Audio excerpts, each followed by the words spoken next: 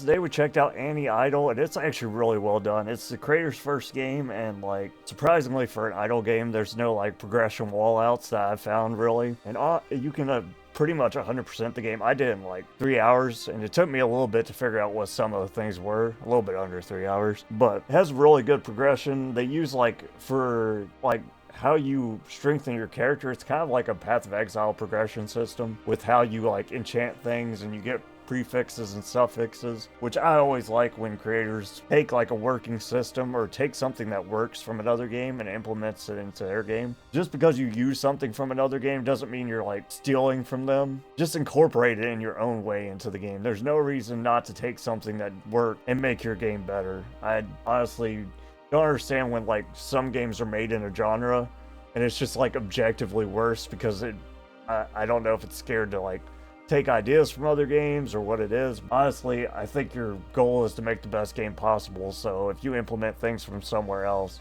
there's nothing wrong with that in my opinion. Oh, but yeah, the game's pretty great. I like the sprites are well done. I like the quest system. The quests basically are you trying to figure out achievements with how you have to do your classes. Like every weapon changes your classes and you have to have certain stats to do certain quests. Creator included some of his own memes as well, like one of them's for Frerin. I haven't watched Frerin, but I've heard it's like a really good anime, so I guess the creator liked the anime as well. And there's a few hidden achievements also, but they're not too hard to figure out. One of them kind of stumped me a little bit, but if I found it within 3 hours, I'm sure you could probably find it faster. And you have to like kind of min-max your stats to get some of the achievements. The damage one had me sweating, bro.